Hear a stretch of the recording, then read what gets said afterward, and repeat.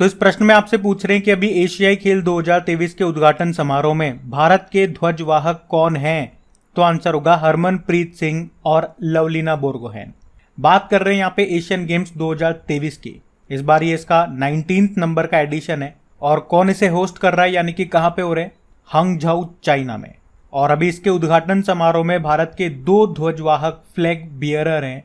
एक है हरमनप्रीत सिंह, ये भारतीय मेंस हॉकी टीम के कप्तान है, और दूसरी है लवलीना बोरगोहेन, इनका संबंध बॉक्सिंग से है, बॉक्सर है ये, तो इनके खेल भी याद रखना। और इस बार टोटल 655 एथलीट यहाँ पर हमारे देश का प्रतिनिधित्व कर रहे हैं और ये एशियाई खेलों में भाग लेने वाला भारत का सबसे बड़ा दल है। और मैंने आपको पहले बताया भी था कि यहाँ पे भारतीय दल का ऑफिशियल स्पॉन्सर बना है कौन? चलो फिर बताओ, कौन सा देश आईसीसी पुरुष T20 वर्ल्ड कप 2024 की मेजबानी करेगा? तो आंसर होगा वेस्ट इंडीज और अमेरिका। तो ICC men's T20 world cup 2024 ये इस बार इसका 9वां संस्करण होगा। इसको होस्ट कर रहा है वेस्ट इंडीज और अमेरिका।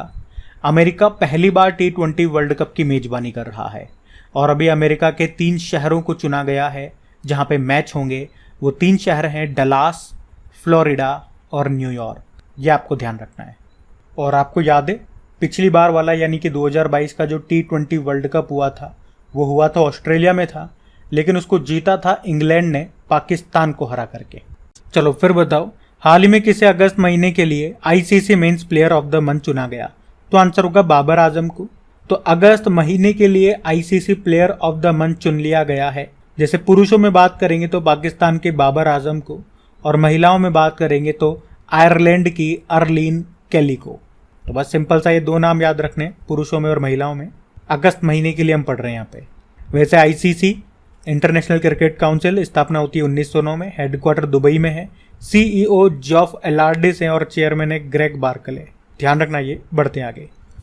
चलो फिर बताओ, अभी सितंबर 2023 में विश्व कुश्ती चैंपियनशिप 2023 में अंतिम पंगाल ने कौन सा पदक जीता? तो आंसर होगा ब्रोंज मेडल, कांस्य पदक। तो पहले तो ये याद रखना, ये वर्ल्ड रेसलिंग चैंपियनशिप 2023 का आयोजन हुआ कहाँ? सर्बिया के बेलग्रेड में। और कब से कब तक? 16 से लेकर 24 सितंबर 2023 तक। और अभी इसमें भारतीय महिला पहलवान है अंतिम पंगाल। इन्होंने 53 किलोग्राम वर्ग में ब्रोंज मेडल जीता और इस तरह से वे इस चैंपियनशिप में ब्रोंज मेडल जीतने वाली 6ठी भारतीय महिला बन गई है। चलो फिर बताओ, अभी हाल ही में कौन सी टीम आईसीसी के तीनों फॉर्मेट में नंबर 1 स्थान पर आने वाली दूसरी टीम बन गई है दुनिया की? तो आंसर होगा भारत। तो याद रखना, भारतीय पुरुष क्रिकेट टीम या आईसीसी के तीनों फॉर्मेट में यानी कि ओडीआई, T20 इंटरनेशनल और टेस्ट क्रिकेट में नंबर 1 रैंक वाली टीम बन गई है अभी। और मैंने जैसा कि आपको बताया, पुरुष क्रिकेट में ये दूसरी बार हुआ है जब कोई टीम तीनों फॉर्मेट में पहले स्थान पर आई हो। इससे पहले साउथ अफ्रीका ने अगस्त 2012 में ये उपलब्धि हासिल की थी। मतलब भारत के लिए तो ये उपलब्धि पहली बार है, लेकिन पूरी दुनिया में आप देखोगे तो ये दूसरी बार हुआ है। पहली बार ऐसा साउथ अफ्रीका कर चुका है जब वो तीनों फॉर्मेट में नंबर 1 रहा हो 2012 में। और मैं आपको बता दूं, इस समय 4 भारतीय खिलाड़ी सभी फॉर्मेट में किसी न किसी रूप में पहले स्थान पर हैं। किसी न किसी रूप से मेरा मतलब है, जैसे कि मैं आपको बताता हूं, जैसे कि T20 इंटरनेशनल में नंबर 1 बल्लेबाजी में सूर्य कुमार यादव है। वनडे में नंबर 1 गेंदबाजी में मोहम्मद सिराज हैं। टेस्ट क्रिकेट में नंबर 1 गेंदबाज ये आर अश्विन है। टेस्ट क्रिकेट में नंबर 1 ऑलराउंडर ये रविंद्र जडेजा बने हुए। तो मतलब किसी न किसी फॉर्मेट में कोई ना कोई भारतीय नंबर 1 पर है, चाहे वो बल्लेबाजी में हो चाहे गेंदबाजी में हो, लेकिन नंबर 1 है हम। चलिए फिर बताइए, अभी हाल ही में बीसीसीआई ने किसे अपना ऑफिशियल पार्टनर बनाया? तो आंसर होगा एसबीआई लाइफ।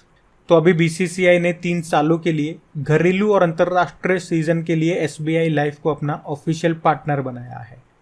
आपको इसी प्रश्न से याद आ गया होगा, अभी आईडीएफसी फर्स्ट बैंक ये बीसीसीआई का घरेलू मैचों के लिए टाइटल स्पॉन्सर बना था, बीसीसीआई। फिर बताइए, 19वें एशियाई गेम्स में भारत ने पहला स्वर्ण पदक ये किस खेल में जीता? तो आंसर होगा निशानेबाजी में। एशियन गेम्स 2023 और इस बार इसका कौन सा संस्करण है? 19वां है। इसको होस्ट किसने किया? चाइना ने। चाइना के हांगझाऊ में हुए ये 23 सितंबर से लेके 8 अक्टूबर तक। और इसमें जो भारतीय टीम गई उसका स्पॉन्सर बनाया गया था अमूल को। और इसमें भारत ने पहला गोल्ड जीता है शूटिंग में। 10 मीटर एयर राइफल इवेंट में ये गोल्ड जीता गया। तो 10 मीटर एयर राइफल जो हमारी टीम थी, इसमें 3 प्लेयर थे, तीनों के नाम बता रहा हूं, ध्यान से सुनना। दिव्यांश सिंह पंवार, ऐश्वर्य प्रताप सिंह तोमर और रुद्रांश पाटिल। इन्होंने यहाँ पे गोल्ड भी जीता और वर्ल्ड रिकॉर्ड भी बनाया। इन्होंने चाइना का रिकॉर्ड तोड़ दिया। तो इसमें पूछ रहे हैं कि अभी 19वें एशियाई खेल 2023 में भारत की महिला क्रिकेट टीम ने फाइनल में किसे हरा करके गोल्ड जीता? तो आंसर होगा श्रीलंका। तो एशियन गेम्स में पहली बार क्रिकेट इवेंट में भारतीय महिला टीम ने हिस्सा लिया और ये गोल्ड जीत के ले आई। और इसमें भारत ने फाइनल में किसे हराया ये याद रखना, या उप विजेता कौन रहा? तो श्रीलंका। और मैं आपको बता दूं, इसमें भारत की एक खिलाड़ी है जिनका नाम है टीटास साधु। उनकी सर्वश्रेष्ठ गेंदबाजी रही थी। उन्होंने 4 ओवर में 6 रन देकर के 3 विकेट ले लिए थे। और एशियन गेम से आपको याद रखना ही है, 19वां संस्करण था, कहां पे हुआ? हंगझाऊ, चाइना में। चलो फिर बताओ, अभी हाल ही में किसने मोटो जीपी इंडिया ग्रैंड प्रिक्स 2023 को जीत लिया? तो आंसर होगा मार्को बेचेजी ने। तो भारत में होने वाली पहली मोटो जीपी ग्रैंड प्रिक्स का आयोजन अभी हुआ था कहां पे? उत्तर प्रदेश के ग्रेटर नोएडा के बुद्ध इंटरनेशनल सर्किट में। अभी 22 से लेकर 24 सितंबर तक ये हुआ था। और अभी इसको किसने जीत लिया? मार्को बेचेजी ने जीत लिया है। और ये कहाँ के रेसर हैं? ये इटली के रेसर हैं। चलो फिर बताओ, हाल ही में कौन सी टीम ओडीआई क्रिकेट में 3000 छक्के लगाने वाली पहली टीम बन गई? तो आंसर होगा भारत। तो अभी इंडियन क्रिकेट टीम ने ऑस्ट्रेलिया के खिलाफ वनडे सीरीज के दूसरे मैच में 18 छक्के लगाए और इसी के साथ वो मैच जीत गई। और इसी के साथ भारत वनडे में 3000 छक्के लगाने वाली पहली टीम भी बन गई है। ये आप ध्यान रखना। और आपको याद होगा, अभी भारत ने एक और रिकॉर्ड बनाया था कि अभी तीनों फॉर्मेट में फर्स्ट रैंक पर आने वाली दूसरी टीम, दुनिया की दूसरी टीम बन चुकी है भारत। और पहली टीम कौन थी? वो साउथ अफ्रीका बनी थी 2012 में। चलो फिर बताओ, हाल ही में प्रधानमंत्री नरेंद्र मोदी जी ने किस शहर में भगवान शिव थीम वाले क्रिकेट स्टेडियम की आधारशिला रखी? तो आंसर होगा वाराणसी। तो अभी प्रधानमंत्री नरेंद्र मोदी ने वाराणसी में भगवान शिव थीम वाले क्रिकेट स्टेडियम की आधारशिला रखी है। और इसके निर्माण में लागत आने वाली है 350 करोड़ रुपए। इसमें लोगों की बैठने की क्षमता होगी 30,000 लोगों की। 30,000 लोग एक साथ बैठ सकेंगे। और आपको बता दूं, जब ये स्टेडियम बन जाएगा तो इस पूरे स्टेडियम में एक अर्ध चंद्राकार छत होगी और फ्लड लाइट्स, जो लाइट्स लगी होती है वहां पे बड़ी बड़ी, ये त्रिशूल की डिजाइन में होंगी। इसमें जो एंट्री गेट, प्रवेश द्वार होगा और लाउंज होगा, ये भगवान शिव के डमरू के आकार का होगा। तभी तो कहा है भगवान शिव के थीम वाला ये क्रिकेट स्टेडियम होगा। कहां पे? वाराणसी में।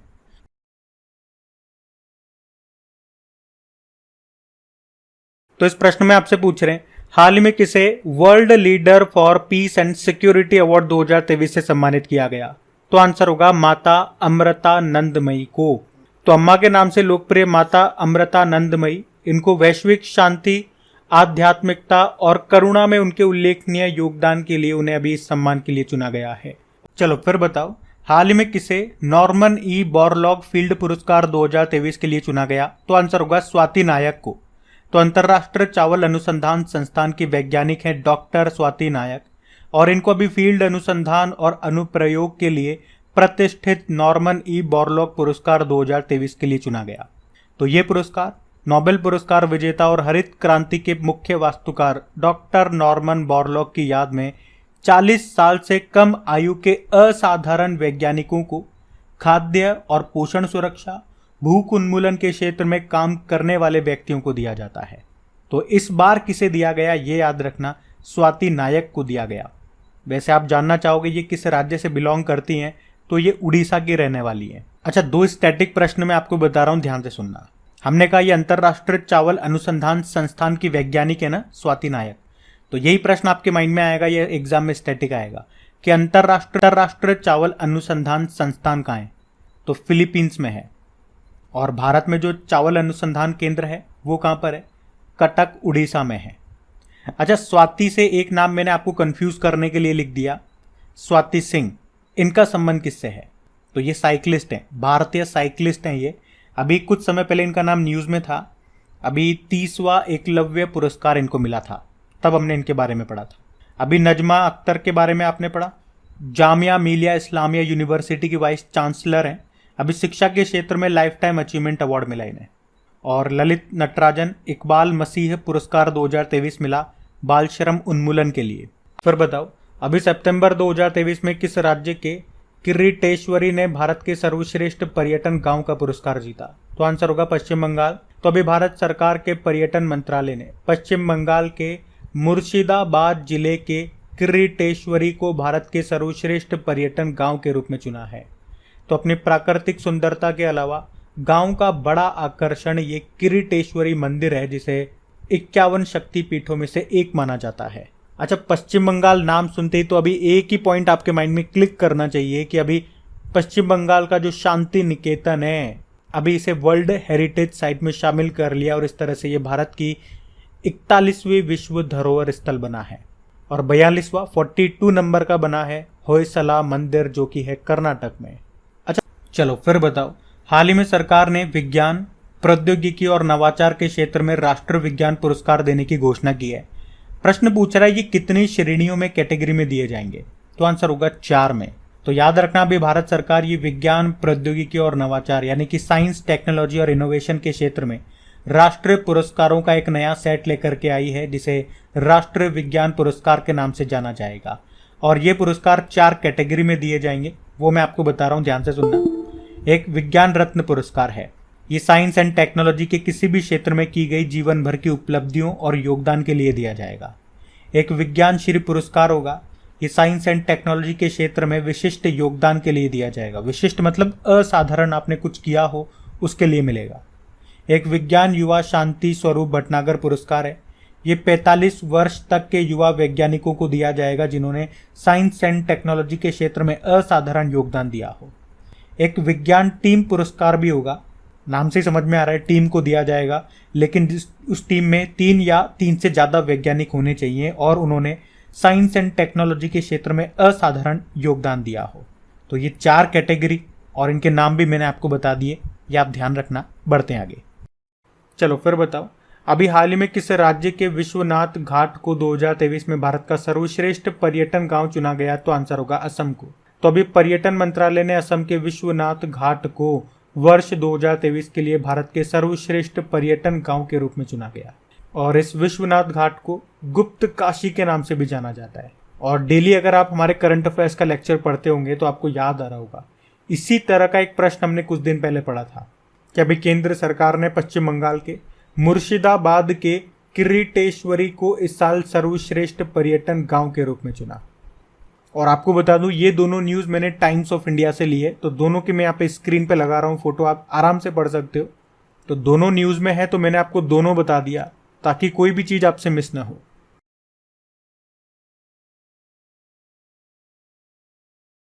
चलिए फिर बताइए, अभी हाल ही में विश्व अल्जाइमर दिवस कब मनाया गया? तो आंसर होगा 21 सितंबर को। तो हर साल 21 सितंबर को वर्ल्ड अल्जाइमर डे के रूप में मनाया जाता है। और मनाने का उद्देश्य क्या है? अल्जाइमर रोग के बारे में जागरूकता बढ़ाना। और याद रखना, सितंबर माह को विश्व अल्जाइमर माह के रूप में मनाते हैं। वैसे आपको मैंने बताया था सितंबर महीने को हम पोषण माह के रूप में भी मना रहे हैं, तो ये भी ध्यान रखना। अच्छा, इस रोग में होता क्या है? इसमें जो हमारी याददाश्त है, जो मेमोरी है और अन्य महत्वपूर्ण दिमागी काम करने की जो हमारी क्षमता है वो नष्ट हो जाती है। मतलब ये रोग हमारी मेमोरी, हमारी सोचने की क्षमता और बिहेवियर को प्रभावित करता है। और इसके इलाज की बात करें तो अभी तक इसका कोई इलाज नहीं है। अच्छा, थीम क्या है इस बार की? Never too early, never too late. अच्छा, वैसे 21 सितंबर को हम इंटरनेशनल पीस डे, अंतर्राष्ट्रीय शांति दिवस भी मनाते हैं। और इसकी थीम है action for peace, our ambition for the #global goals. फिर बताइए, अभी हाल ही में विश्व राइनो दिवस कब मनाया गया? तो आंसर होगा 22 सितंबर को। तो हर साल 22 सितंबर को वर्ल्ड राइनो डे के रूप में मनाया जाता है। उद्देश्य क्या है मनाने का? गेंडों की प्रजातियों की गंभीर दुर्दशा और उनके संरक्षण के बारे में जागरूकता बढ़ाना। और वैसे मैं आपको बता दूं, 22 सितंबर को वर्ल्ड रोज डे भी मनाया जाता है। तो कैंसर पीड़ितों से मानवीय व्यवहार करने और उनका दुख बांटने के लिए ये दिन मनाते हैं वर्ल्ड रोज डे के रूप में। चलिए फिर बताइए, हाल ही में अंतर्राष्ट्रीय सांकेतिक भाषा दिवस 2023 कब मनाया गया? तो आंसर होगा 23 सितंबर को। तो हर साल 23 सितंबर को साइन लैंग्वेज के बारे में जागरूकता बढ़ाने के लिए ये international day of sine language मनाया जाता है। तो जो लोग सुन नहीं सकते तो वो हाथों से इशारे करके अपनी बात कहते हैं, उसी को साइन लैंग्वेज कहा जाता है। और इस बार की थीम क्या है? A world where deaf people everywhere can sign anywhere, यानी कि एक ऐसी दुनिया जहां हर बधिर लोग कहीं भी हस्ताक्षर कर सकते हैं। चलिए फिर बताइए, हर साल भारत में 25 सितंबर को किसकी जयंती पे अंत्योदय दिवस मनाया जाता है? तो आंसर होगा पंडित दीनदयाल उपाध्याय। तो भारत सरकार ने एक्चुअली में 25 सितंबर 2014 को पंडित दीनदयाल उपाध्याय की 98वीं जयंती 98 नंबर की जयंती के अवसर पर अंत्योदय दिवस की घोषणा की थी। और पंडित दीनदयाल उपाध्याय ने ही अंत्योदय का नारा दिया था। अंत्योदय शब्द का क्या मतलब होता है? गरीब से गरीब व्यक्ति का उत्थान करना। और इस दिन को मनाने का लक्ष्य है समाज के अंतिम व्यक्ति तक पहुंचना। वैसे पंडित दीनदयाल उपाध्याय जी की बात करें तो वे भारतीय जनसंघ के सह संस्थापक और आरएसएस के विचारक भी थे। अच्छा, वैसे 25 सितंबर को हम वर्ल्ड फार्मासिस्ट डे के रूप में भी मनाते हैं, ये भी ध्यान रखना, जिसकी थीम भी है फार्मेसी स्ट्रेंथिंग हेल्थ सिस्टम, यानी कि फार्मेसी स्वास्थ्य प्रणालियों को मजबूत बनाना। अच्छा, इसी तरह से जयंतियों को लेकर के 2-3 प्रश्न आपको और देखने को मिलेंगे, जैसे कि सुभाष चंद्र बोस जी की जयंती को जो होती है 23 जनवरी को, उसे हम पराक्रम दिवस के रूप में मनाते हैं। स्वामी विवेकानंद जी की जयंती होती है 12 जनवरी को, उसे हम नेशनल यूथ डे के रूप में मनाते हैं।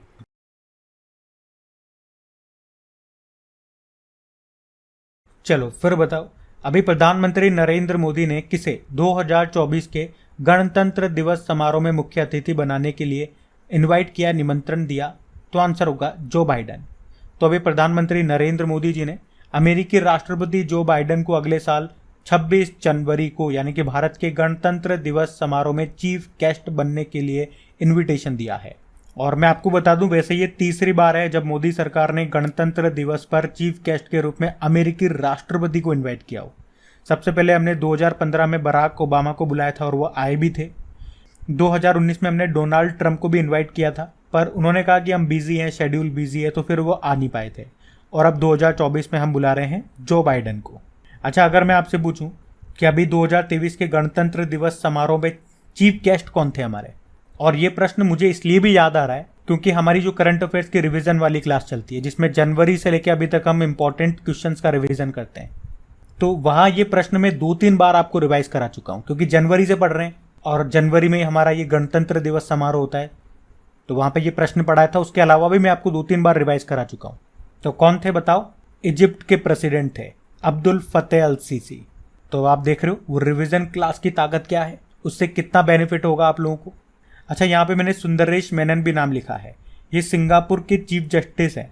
इसी साल हमारे सुप्रीम कोर्ट ने जब 73rd नंबर की एनिवर्सरी मनाई थी, तो उसमें हमने इनको चीफ गेस्ट के रूप में इन्वाइट किया था और ये भारत आए थे, तो इनका भी नाम याद रखना।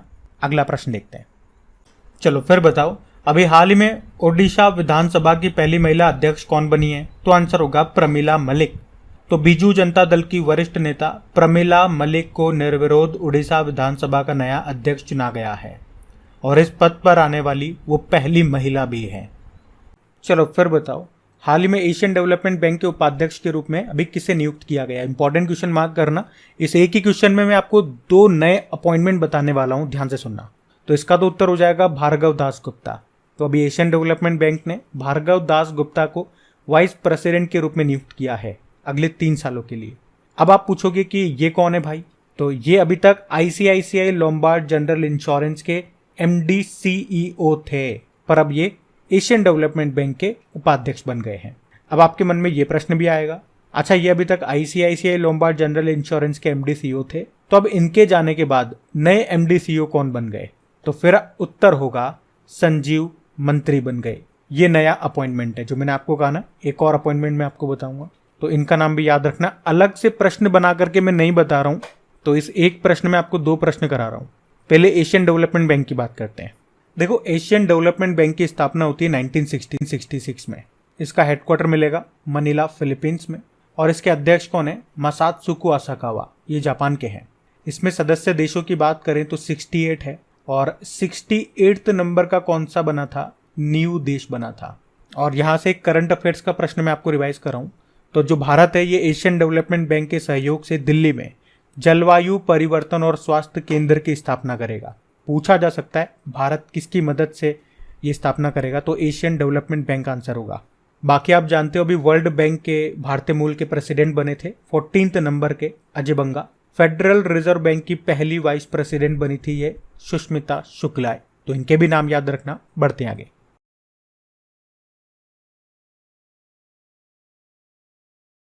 चलो फिर बताओ, अभी नुआखाई उत्सव ये कहाँ पे मनाया गया? तो आंसर होगा उड़ीसा में। तो नुआखाई महोत्सव ये उड़ीसा में मनाया जाता है। ये एक वार्षिक फसल उत्सव है जो कि चावल के मौसम के आगमन का प्रतीक है। यह आमतौर पर गणेश चतुर्थी के एक दिन बाद मनाया जाता है और इस बार हमने इसे 20 सितंबर को मनाया है। नुआखाई मतलब क्या होता है? देखो, नुआ मतलब हो गया नया, खाई मतलब हो गया भोजन, नया भोजन। उड़ीसा के ही कुछ फेस्टिवल मैं आपको रिवाइज करा दूं जो उड़ीसा में मनाए जाते हैं स्पेशली।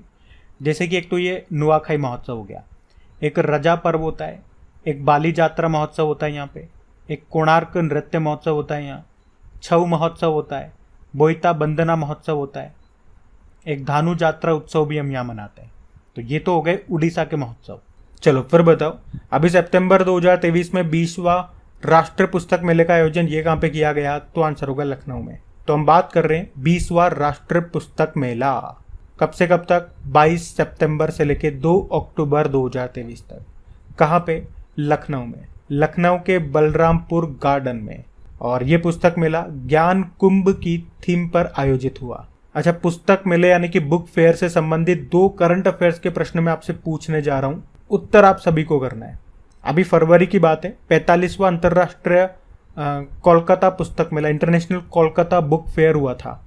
आपसे पूछ रहा हूं इसमें फोकल थीम देश कौन सा था? तो अभी तो उत्तर मैं आपको बता रहा हूं, तो आंसर होगा स्पेन। और एक और प्रश्न है कि 2025 में जो स्पेन में मैड्रिड बुक फेयर होगा उसमें थीम कंट्री के रूप में किसे इनवाइट किया गया? तो याद रखना, भारत। चलो फिर बताओ, अभी सितंबर 2023 में नदी उत्सव का आयोजन ये कहाँ पे किया गया? तो आंसर होगा नई दिल्ली में। तो अभी दिल्ली में यमुना नदी के तट पर ये नदी उत्सव का आयोजन किया गया 22 से लेके 24 सितंबर 2023 तक। कहाँ पे? नई दिल्ली में। और ये इसका 4था संस्करण था।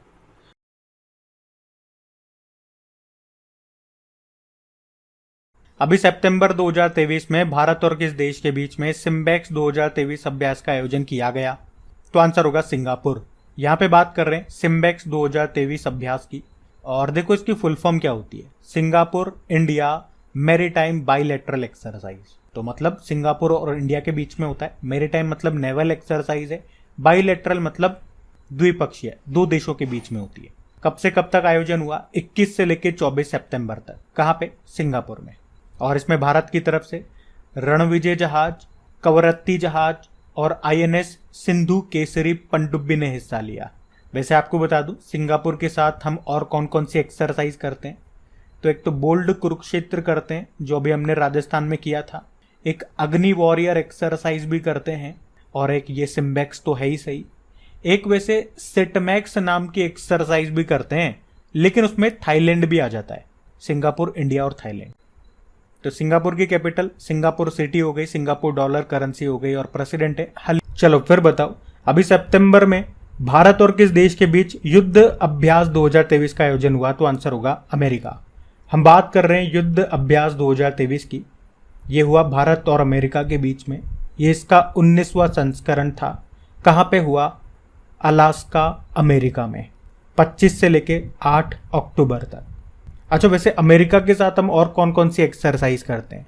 वज्र प्रहार करते हैं, टाइगर ट्रियम्फ करते हैं, कोप इंडिया करते हैं, संगम एक्सरसाइज करते हैं। अभी ये कोप इंडिया तो हमने किया था कहाँ पे भी? 2023 में ही, पश्चिम बंगाल में। और अभी सेल्वेक्स नाम का एक्सरसाइज भी हमने किया अमेरिका के साथ, कोच्चि, केरल में। तो मतलब आप देख सकते हो इस 2023 में अभी हमने अमेरिका के साथ 3 एक्सरसाइज कर ली है, ये कोप इंडिया, ये सेल्वेक्स और अभी ये युद्ध अभ्यास। और चलो फिर बताओ, हाल ही में पहला आसियान संयुक्त सैन्य अभ्यास जिसका नाम है ASEX-01N का आयोजन ये कहाँ पे हुआ? तो आंसर होगा इंडोनेशिया। इस एक्सरसाइज का नाम है ASEX-01N। तो इसका तो मतलब हो गया, एस मतलब आसियान, तो आसियान का ये संयुक्त सैन्य अभ्यास है। EX मतलब एक्सरसाइज, 01 मतलब ये पहली बार हो रहा है, और N मतलब नातूना, मतलब इंडोनेशिया में नातूना द्वीप समूह में इसका आयोजन हुआ। तो यहाँ पे हर चीज का मतलब है। और इसमें कितने देशों ने पार्टिसिपेट किया? तो जितने भी आसियान के सदस्य देश हैं, और कितने हैं? अभी 11 हो चुके हैं। 11वें नंबर का बना था तिमोर लेस्ते, ये भी याद रखना। चलो पहले आसियान की बात करते हैं। इसकी स्थापना होती है 1967 में। तो ये क्या है? ये दक्षिण पूर्व एशिया में 10 सदस्य देशों का एक राजनीतिक और आर्थिक संघ है। 10 नहीं, हमने कहा अभी 11 हो गए। 11वां ये प्रश्न बनेगा, 11वां नंबर का सदस्य देश इसमें कौन सा जुड़ा? तो तिमोर लेस्ते। और इसकी फुल फॉर्म तो association of south east Asian nation हो गई। मुख्यालय इसका हो गया इंडोनेशिया के जकार्ता में। अच्छा, इंडोनेशिया से भी तो प्रश्न बनेगा। इंडोनेशिया की नई कैपिटल नूसंतारा है, ये याद रखना। किस द्वीप पर है? बोर्नियो द्वीप पर है। क्या भारत इसका सदस्य देश है? तो आंसर होगा नहीं। और अभी आपने पढ़ा 43rd नंबर का आसियान समिट को होस्ट किया इंडोनेशिया ने ही। यहीं पे अभी ईस्ट एशिया समिट और इंडिया आसियान समिट भी हुआ।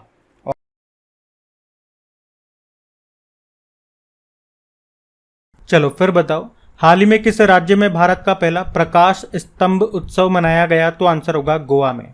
तो हमारे जो शिपिंग मंत्री हैं सर्बानंदा सोनोवाल, उन्होंने अभी भारत के पहले लाइट हाउस फेस्टिवल का उद्घाटन किया। कहाँ पे? गोवा की कैपिटल पणजी में स्थित ऐतिहासिक किले अगुआ आड़ा में 23 से लेकर 25 सितंबर तक ये चला। और ये उत्सव देश के सभी लाइट हाउसेस में मनाया गया, जिसका उद्देश्य क्या है? इन ऐतिहासिक लाइट हाउसों को पर्यटन स्थल में बदलना। वैसे भारत में 75 ऐतिहासिक लाइट हाउसों को पर्यटन स्थानों में बदलने के लिए शिपिंग मंत्रालय ने एक अभियान भी शुरू किया था। उस अभियान का नाम है light house heritage tourism. Light house क्या होते हैं आपको पता ही होगा, कई बार मूवीज में आपने देखे होंगे। तो जो नाविक होते हैं उनको खतरनाक, उथले और खतरनाक चट्टानी तटों के बारे में चेतावनी देने का ये काम करते हैं। और ये जहाजों को बंदरगाहों के अंदर और बाहर सुरक्षित रूप से मार्गदर्शन करने में भी मदद करते हैं। मतलब जैसे कि आप शिप में जा रहे हो और आपको दिख जाता है कि इधर लाइट हाउस, इसका मतलब उसे देख करके आप समझ जाओगे कि मेरे को शिप उधर लेकर के नहीं जाना है, क्योंकि हो सकता है वहां पे बड़ी बड़ी चट्टाने हो पानी के अंदर। ऊपर से तो नहीं दिख रही है लेकिन नीचे चट्टाने होंगी तो आपका शिप टकरा जाएगा। तो इस तरह से ये आपको चेतावनी देने का काम कर रहे हैं। और लाइट हाउस से मुझे एक प्रश्न याद आता है कि स्टैटिक प्रश्न बनता है आपका कि भूमध्य सागर का प्रकाश स्तंभ किसे कहा जाता है? तो याद रखना स्ट्राम्बोली ज्वालामुखी को कहा जाता है और ये कहाँ पर है? इटली में है। अच्छा, यहाँ पे हम फिर बताइए, अभी हाल में सर्वाधिक समय तक अंतरिक्ष केंद्र में रहने वाले पहले अरब अंतरिक्ष यात्री कौन बन गए? तो आंसर होगा सुल्तान अल नयादी। सुल्तान अल नयादी ये यूनाइटेड अरब अमीरात के अंतरिक्ष यात्री हैं, एस्ट्रोनॉट हैं। और आपको बता दूं ये अंतरिक्ष के सुल्तान के नाम से मशहूर है। और अभी ये इंटरनेशनल स्पेस स्टेशन में 186 डेज रह करके आए और इस तरह से वे सर्वाधिक समय तक अंतरिक्ष केंद्र में क्या इंटरनेशनल स्पेस स्टेशन में रहने वाले पहले अरब अंतरिक्ष यात्री बन गए। और आपको बता दूं इससे पहले ये अंतरिक्ष में स्पेस वॉक करने वाले भी पहले अरब अंतरिक्ष यात्री बने थे।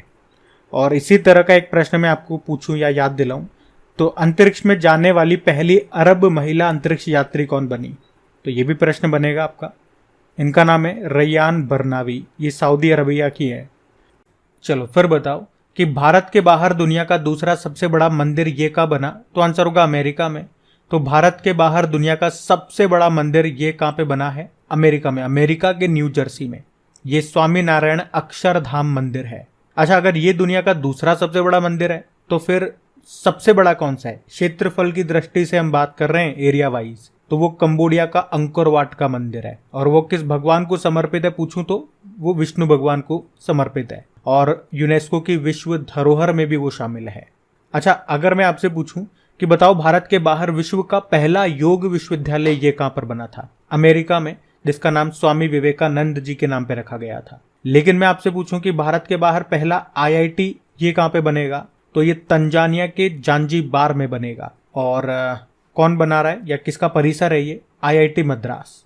अभी आपको याद होगा इसकी पहली महिला निदेशक भी बनाई गई थी, जिनका नाम है प्रीति अगलायम। ये भी करंट अफेयर्स के प्रश्न है।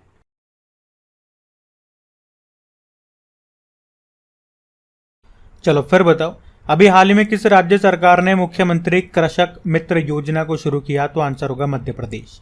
तो अभी मध्य प्रदेश सरकार ने किसानों को स्थायी कृषि पंप कनेक्शन देने के लिए ये मुख्यमंत्री कृषक मित्र योजना शुरू की है और पहले साल के लिए 10,000 पंपों का लक्ष्य रखा गया है। इसमें 3 हॉर्स पावर या उससे अधिक क्षमता के पंप कनेक्शन दिए जाएंगे, मतलब इनके लिए बिजली कनेक्शन दिया जाएगा। और बिजली कनेक्शन देने के लिए उनके खेत तक जो भी 11 केवी की लाइन होगी वो डाली जाएगी, उसके लिए जो भी ट्रांसफार्मर होगा वो लगाया जाएगा। और ये सब करने में जो भी खर्चा आएगा, जो भी लागत आएगी, उसका 50% ही केवल किसान को देना होगा, बाकी 50% ये सरकार वहन करेगी। ये सिंपल सा याद रखो। फिर बताइए, अभी हाल ही में दुर्लभ धातु वेनेडियम की खोज ये कहाँ पे की गई? तो आंसर होगा गुजरात में। तो अभी गुजरात के भावनगर जिले में जो अलंग शहर है उसके पास खंबात की खाड़ी में ये दुर्लभ धातु वेनेडियम की खोज की गई है। और ये वेनेडियम हमें किस खनिज से मिला है? तो टिटानो मैग्नेटाइट खनिज में ये मिला है। वेनेडियम की पहले बात करें तो इसका सिंबल होता है V और इसकी परमाणु संख्या यानी कि एटॉमिक नंबर, मतलब पीरियोडिक टेबल में ये किस संख्या पे मिलेगा आपको? तो 23 पे। और इस धातु का जो उपयोग है ये स्टील और टाइटेनियम को मजबूती देने के लिए किया जाता है। बैटरी निर्माण में इसका उपयोग होता है और जेट इंजन और हाई स्पीड वाले जो प्लेन होते हैं, विमान होते हैं, उनका फ्रेम बनाने में इसका इस्तेमाल किया जाता है। अच्छा, आपको याद होगा अभी कुछ समय पहले जियोलॉजिकल सर्वे ऑफ इंडिया ने लिथियम के भी भंडार खोजे थे। कहाँ पे? जम्मू कश्मीर में। लिथियम का एटॉमिक नंबर क्या होता है? देखो ना, हाइड्रोजन, हीलियम, लिथियम, तो 3 होता है। सबसे हल्की धातु है ये लिथियम। तो इस प्रश्न में आपसे पूछ रहे हैं कि अभी हाल में खोजी गई नई समुद्री टॉर्डीग्रेड प्रजाति का नाम किस पूर्व राष्ट्रपति जी के नाम पे रखा गया? तो आंसर होगा डॉक्टर एपीजे अब्दुल कलाम। तो अभी Cochin university of science and technology के रिसर्चर्स ने समुद्री टॉर्डीग्रेड की एक नई प्रजाति की खोज की है, जिसका नाम उन्होंने दिवंगत पूर्व राष्ट्रपति डॉक्टर एपीजे अब्दुल कलाम के नाम पे रखा है। कहाँ पे मिली है ये? तो तमिलनाडु के रामेश्वरम में मंडपम तट पर यह पाई गई है और इसे नाम क्या दिया गया? बैटिलिप्स कलामी। और ये बैटिलिप्स कलामी ये भारतीय जल क्षेत्र में खोजा जाने वाला दूसरा और पूर्वी तट पर खोजा जाने वाला पहला समुद्री टॉर्डीग्रेड है, क्योंकि इससे पहले 2021 में केरल के वडकारा में भारत की पहली समुद्री टॉर्डीग्रेड प्रजाति खोजी गई थी। अब आप पूछोगे, आपके मन में आ रहा होगा ये टॉर्डीग्रेड क्या है भाई? तो मैं आपको बता दूं, इन्हें जल भालू भी कहा जाता है और ये पानी में पाए जाने वाले 8 पैरों वाला एक सूक्ष्म जीव है और इन्हें पृथ्वी पर सबसे कठिन जीवों में से एक माना जाता है, क्योंकि ये हर परिस्थिति में जीवित रह लेते हैं। यहाँ तक कि ये अंतरिक्ष में जीवित रहने वाला पहला ज्ञात जीव भी है।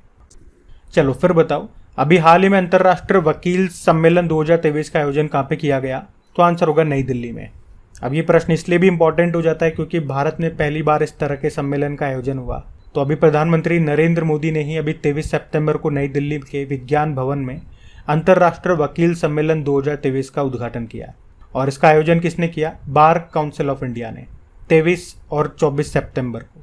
और मैंने आपको बताया कि इस सम्मेलन का आयोजन भारत में पहली बार किया गया। और थीम क्या रही इस बार की? न्याय वितरण प्रणाली में उभरती चुनौतियां, emerging challenges in justice delivery system. और इस सम्मेलन का इस बार का उद्देश्य था राष्ट्रीय और अंतर्राष्ट्रीय महत्व के कानूनी मुद्दों पर चर्चा करना। फिर बताओ, अभी हाल ही में किस बैंक ने MSME micro small medium enterprises के लिए नियो फॉर बिजनेस नाम से एक लेन देन बैंकिंग प्लेटफॉर्म लॉन्च किया? तो आंसर होगा एक्सिस बैंक। तो अभी एक्सिस बैंक ने एमएसएमईज के लिए नियो फॉर बिजनेस नाम से एक लेन देन बैंकिंग प्लेटफॉर्म लॉन्च किया है। ये प्लेटफॉर्म जीएसटी अनुपालन, चालान और end to end payment tracking जैसी सुविधाएं भी प्रदान करेगा। तो आप कह सकते हो ये नियो फॉर बिजनेस एमएसएमईज की व्यावसायिक आवश्यकताओं के लिए वन स्टॉप सॉल्यूशन है। एक्सिस बैंक की स्टैटिक देखते हैं। स्थापना जैसे 1993 में हुई, हेडक्वार्टर मुंबई में है, एमडी सीईओ इसके अमिताभ चौधरी हैं और इसकी टैगलाइन होती है बढ़ती का नाम जिंदगी। चलो फिर बताओ, हाल ही में भारतीय सेना में शामिल स्वदेशी निर्मित स्वनिष्क्रिय एंटी टैंक माइंस का नाम क्या है? तो आंसर होगा विभव। तो अभी हाल ही में 600 स्वनिष्क्रिय एंटी टैंक माइंस को भारतीय सेना में शामिल कर लिया गया और इन माइंस को विभव नाम दिया गया। दरअसल विभव एक पॉइंट अटैक एंटी टैंक युद्ध सामग्री है, मतलब इन्हें दुश्मनों के बख्तरबंद वाहनों को नष्ट करने के लिए और आतंकियों के द्वारा बिछाए जाने वाले बारूदी सुरंगों को नष्ट करने के लिए बनाया गया है। और ये पूर्ण रूप से स्वदेशी निर्मित है, मतलब भारत में बने हैं। किसने बनाया? डीआरडीओ ने बनाया है। आधुनिक प्लास्टिक से ये बने हुए हैं, तो इसका नाम विभव है, ये याद रखना। चलो फिर बताओ, अभी हाल ही में कौन सा देश 53 वर्षों के बाद हांगकांग को पछाड़कर दुनिया की सबसे मुक्त अर्थव्यवस्था बन गया? तो आंसर होगा सिंगापुर। तो अभी कनाडाई थिंक टैंक फ्रेजर इंस्टीट्यूट के द्वारा जारी एक रिपोर्ट के अनुसार सिंगापुर या हांगकांग को पछाड़कर दुनिया की सबसे मुक्त अर्थव्यवस्था बन गई है। और आप कह सकते हो 1970 में विश्व आर्थिक स्वतंत्रता सूचकांक शुरू होने के बाद ये पहली बार है जब हांगकांग पहले स्थान से खिसक कर दूसरे स्थान पे आ गया। तो इसमें पहले स्थान पे सिंगापुर, दूसरे पे हांगकांग, तीसरे पे स्विट्जरलैंड, चौथे पे न्यूजीलैंड और पांचवे पे अमेरिका बताया गया। फिर बताओ, अभी सितंबर 2023 में वैश्विक कौशल शिखर सम्मेलन का 14वां संस्करण कहाँ पे हुआ? तो इसका उत्तर होगा नई दिल्ली में। बात कर रहे हैं यहाँ पे ग्लोबल स्किल समिट 2023 की, जो अभी इसका कहाँ पे हुआ आयोजन? नई दिल्ली में। ये इसका 14वां संस्करण था।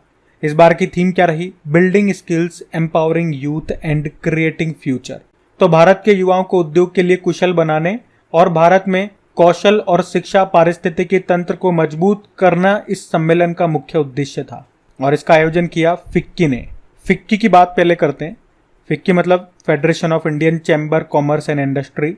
स्थापना इसकी होती है 1927 में और इसके अध्यक्ष हैं सुब्रकांत पांडा और इसके सेक्रेटरी जनरल अभी नए बने थे, शैलेश पाठक उनका नाम है।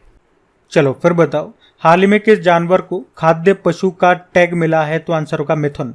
तो अभी फसाई ने मिथुन को खाद्य पशु, फूड एनिमल के रूप में मान्यता दे दी है। मतलब अब इंसान इसे खा पाएंगे। मतलब जो भी नॉन वेजिटेरियन लोग होते हैं वो इसके मांस को भोजन के रूप में खा सकेंगे।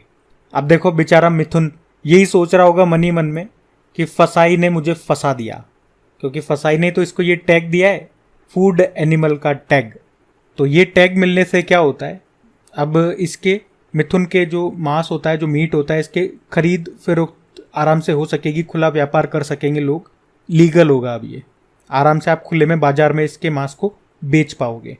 और वैसे इसके मीट को खरीदने के लिए और बिक्री करने के लिए आपको रजिस्टर करना होगा और उसके लिए एक एप्लीकेशन भी इन्होंने लॉन्च किया है। उस एप्लीकेशन का नाम है एम अनित्रा और यहाँ पे मिथुन के मीट का नाम भी रखा है वेशी। तो मैं वही चीज़ें आपको बता रहा हूँ जो न्यूज़ में है। और सबसे इम्पॉर्टेंट बात, एग्जाम में आपसे हो सकता है ये प्रश्न नहीं पूछे, प्रश्न को घुमा के पूछ लें कि बताओ मिथुन जो है ये किस राज्य का स्टेट एनिमल है? तो वैसे तो ये नॉर्थ इंडिया में पाया जाता है, लेकिन ये स्टेट एनिमल है अरुणाचल प्रदेश का और नागालैंड का। और इसे पहाड़ के मवेशी के रूप में भी जाना जाता है। अच्छा, इसी तरह का एक प्रश्न मैं आपको याद दिलाता हूँ। फसाई की अभी हम बात करेंगे डिटेल में, लेकिन आपको याद हो तो पिछले साल फसाई ने हिमालयन याक को भी फूड एनिमल का टैग दिया था। अब याद आ गया होगा आपको। फसाई की बात करें, फसाई मतलब food safety and standard authority of India, जिसकी स्थापना होती है 2008 में। अधिनियम है 2006 का। नई दिल्ली में इसका मुख्यालय है। और अभी इसके नए सीईओ कौन बने थे? गंजी कमलावी राव। लेकिन इसके चेयरमैन कौन है? राजेश भूषण है।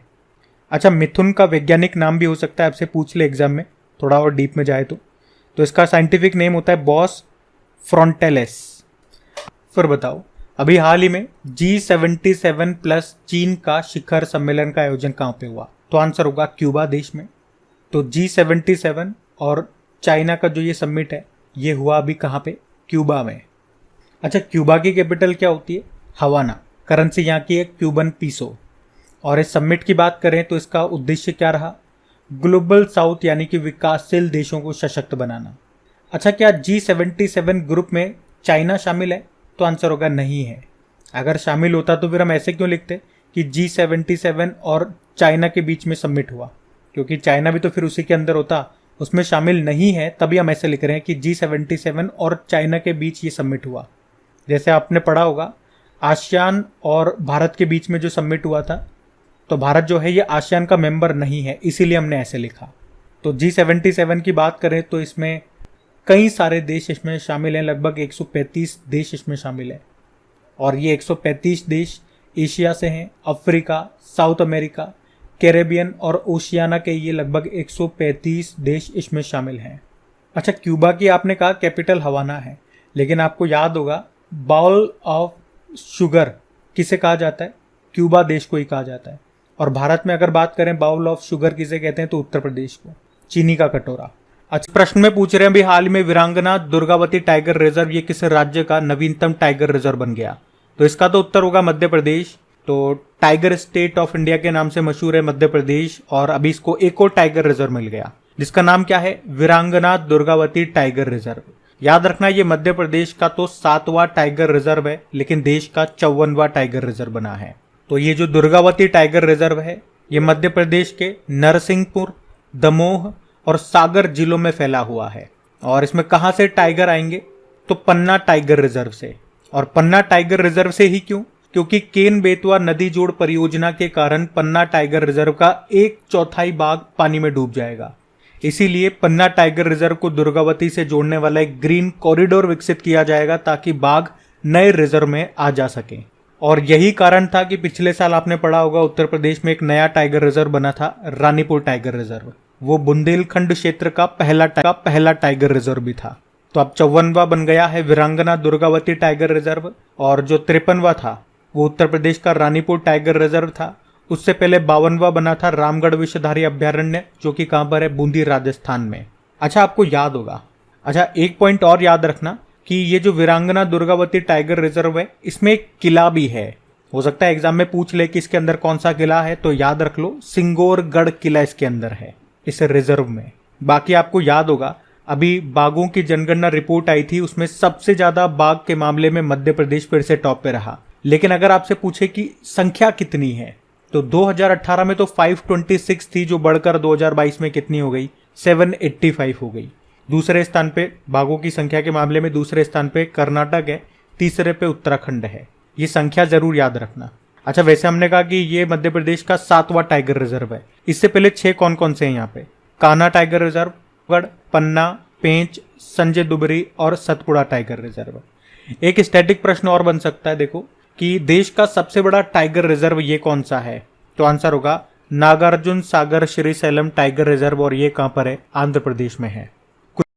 फिर बताइए, सितंबर 2023 में भारत ड्रोन शक्ति 2023 प्रदर्शनी का आयोजन ये कहां पे किया गया, तो आंसर होगा उत्तर प्रदेश।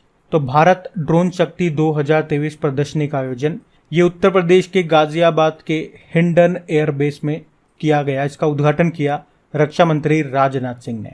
और उन्होंने यहाँ पे ये भी कहा कि हम C-295 परिवहन विमान को भारतीय सेना में शामिल करेंगे। और आपको याद हो तो इसके बारे में हम करंट अफेयर्स में ऑलरेडी पढ़ चुके हैं। ये जो C-295 परिवहन विमान है ये ट्रांसपोर्ट वाला विमान है, इंसानों को एक जगह से दूसरे जगह पे ले जाएगा, हथियारों को लेकर के जाएगा। तो ये हम किससे खरीद रहे हैं, स्पेन से। और कितने, 56।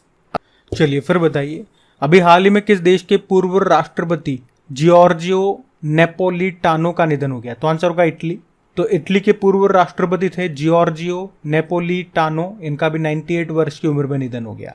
और वे इटली के सबसे लंबे समय तक राष्ट्रपति भी रहे थे, 2006 से लेकर 2015 तक। और वे 2 बार प्रेसिडेंट बनने वाले वहां के पहले राष्ट्रपति भी थे। उन्हें किंग जॉर्ज के नाम से भी जाना जाता था, लेकिन अभी इनका निधन हो गया। अच्छा, इटली की भी हम बात कर लें स्टैटिक कुछ इसका। तो इटली की कैपिटल होती है रोम। और रोम किस नदी के किनारे स्थित है, तो टाइबर नदी के किनारे। यहीं पे food agriculture organisation world food programme का आपको हेडक्वार्टर मिलेगा। करेंसी यूरो है, प्रेसिडेंट है सर्जियो मैटरला।